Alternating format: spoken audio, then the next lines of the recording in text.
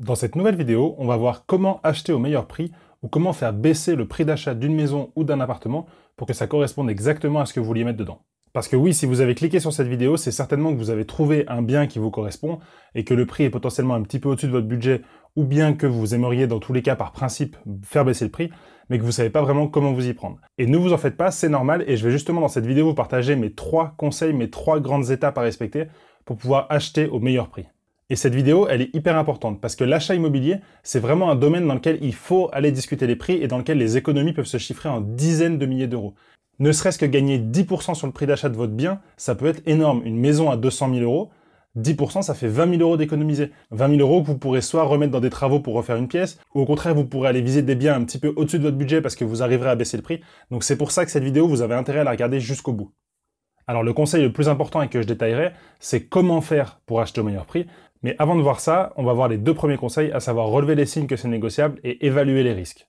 Et rassurez-vous, c'est tout à fait normal de ne pas savoir comment acheter au meilleur prix. Quand on n'est pas habitué à ça, quand on n'est pas habitué à négocier, c'est très difficile de savoir comment le faire. Mais c'est pour ça que moi justement, j'aide aujourd'hui les investisseurs immobiliers à gagner de l'argent dans toutes les étapes de leur investissement. Et le prix d'achat du bien fait partie des étapes primordiales, mais c'est pas les seules. Et si c'est quelque chose qui peut vous intéresser, que je vous aide dans votre projet immobilier, n'hésitez pas à me contacter en privé. Quand on veut acheter un bien immobilier, c'est assez courant d'avoir peur de faire baisser le prix, et c'est assez courant de se poser la question jusqu'où je peux aller dans la négociation pour acheter ce bien immobilier. Parce que la vraie crainte qui fait que vous êtes aujourd'hui peut-être devant cette vidéo, c'est de se dire, si je vais discuter le prix de vente, il y a un vrai risque, il y a des risques. Et du coup, ces risques-là, c'est important de les évaluer, de les noter et de savoir est-ce que oui ou non vous êtes prêt à prendre ces risques-là. Parce qu'il ne faut pas aller discuter un prix ou il ne faut pas aller chercher à négocier avec un vendeur si vous n'êtes pas prêt à prendre des risques. Le premier risque que potentiellement vous allez avoir en tête, ça va être de froisser le vendeur, de se dire si je fais un prix trop agressif, il va mal le prendre et du coup il va pas vouloir me vendre le bien. Alors ça, oui, je suis d'accord que vous pensiez ça aujourd'hui, mais sortez-vous ça de la tête à partir de demain. Si vous vous lancez dans l'immobilier et que vous voulez acheter de l'immobilier, c'est important de vous dire que c'est une relation normale d'acheteur à vendeur et surtout que votre prix que vous allez proposer, c'est pas un prix sorti du chapeau juste pour plaisir en retirant 50% du prix de vente pour faire un prix hyper agressif. C'est un prix que vous allez construire, c'est un prix que vous allez proposer avec beaucoup d'arguments et vous allez l'amener au vendeur en disant voilà, moi aujourd'hui avec mon budget, les défauts de l'appartement, plus, je sais pas, le temps depuis combien de temps il est en vente, je peux vous proposer ce prix-là. Et ce sera un prix qui sera précis, ce sera pas un prix juste agressif pour faire plaisir, donc le vendeur ne sera pas froissé. Moi, si demain je vends un bien immobilier et que quelqu'un vient avec un argumentaire détaillé pour me proposer un prix qui forcément correspond à peu près à ce que moi je voulais, même si c'est en dessous de ce que j'avais prévu à la base, je vais accepter, je vais pas être froissé. Dans l'immobilier, dans l'achat-vente d'immobilier, la négociation fait entièrement partie du jeu. Un autre risque, et c'est un des risques principaux que les personnes qui m'appellent me mettent en avant, c'est le risque de rater le bien.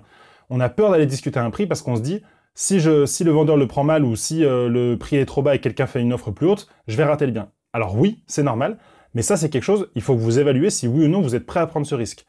Si vous n'avez pas du tout envie de prendre ce risque, achetez au prix qui est annoncé. La maison elle est à 250 000, vous faites un prix à 250 000, vous allez avoir la maison, c'est sûr. Par contre, si vous êtes prêt à prendre le risque de laisser passer la maison parce que vous avez justement estimé que le prix de vente était trop élevé, ou que c'est au-dessus de votre budget, ou qu'il y a une marge de négociation, dans ces cas-là, oui, le risque est présent, mais il faut que vous acceptiez de le prendre. Et je vais vous dire quelque chose, même si vous avez trouvé une maison coup de cœur qui correspond exactement à ce que vous vouliez, si elle vous passe sous le nez, 6 mois plus tard, vous allez sûrement trouver un bien qui sera encore mieux. Moi, ça m'est arrivé à chaque fois que j'ai déménagé. À chaque fois, j'avais l'impression de passer à côté d'appartements et de me dire « Ah mince, celui-là était vraiment parfait ». Et puis en fait, la fois d'après, je trouve un appartement qui était presque encore mieux à un meilleur prix. Donc oui, si vous décidez de discuter le prix, il y a potentiellement un risque que le bien vous passe sous le nez, mais si c'est un prix intelligent que vous proposez et bien construit, ce risque il est assez faible. Un autre risque, c'est le risque de perdre un peu de temps.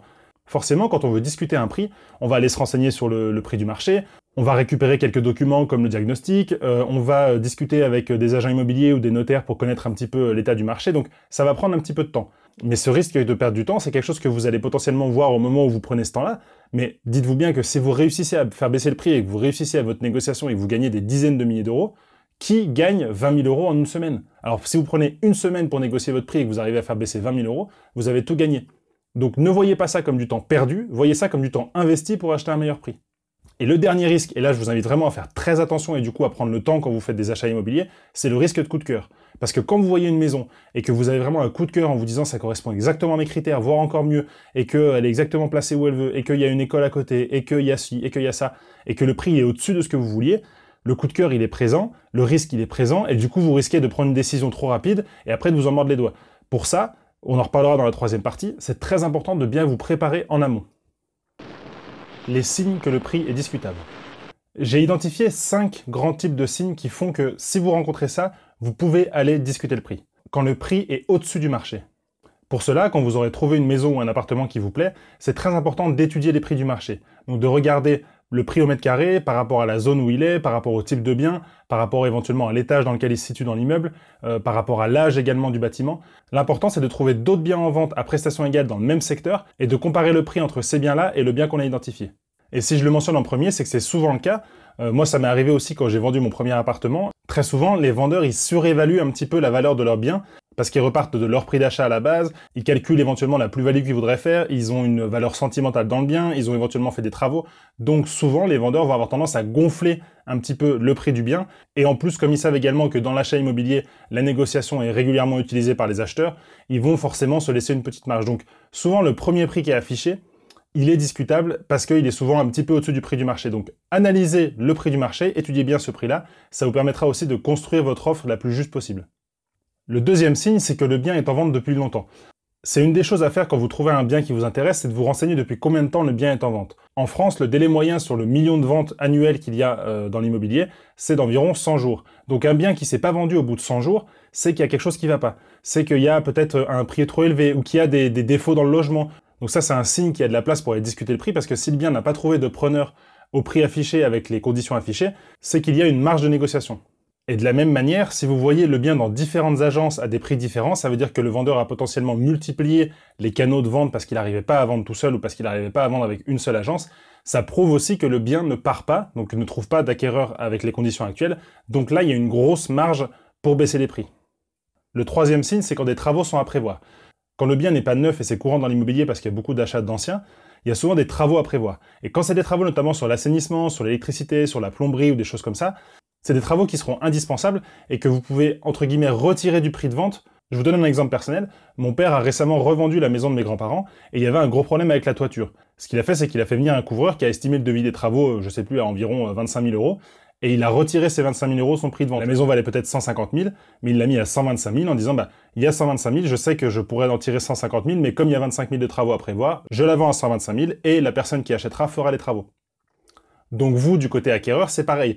Vous pouvez estimer les travaux qu'il y a à faire dans l'appartement ou dans la maison et demander une baisse d'autant sur le prix de vente. Le quatrième signe, c'est quand le DPE est mauvais. Le DPE, c'est le diagnostic de performance énergétique. Maintenant, on a dans tous les appartements et dans toutes les maisons en France un diagnostic qui est fait au moment de la vente. C'est-à-dire de voir est-ce que le logement il est énergivore, est-ce qu'il y a beaucoup d'échanges de chaleur avec l'extérieur, est-ce qu'il y a du chauffage au fioul ou c'est du chauffage électrique. Toutes ces choses-là, il y a un diagnostic qui est fait, et quand le diagnostic est mauvais, vous pouvez mettre ça comme critère en avant pour aller négocier le prix de vente. Parce que vous, après cette mauvaise notation sur le diagnostic, ça vous fera forcément des frais au quotidien sur le chauffage, ou une difficulté à revendre plus tard, donc ça a vraiment un impact pour vous, et vous pouvez mettre ça comme levier dans la discussion avec le vendeur.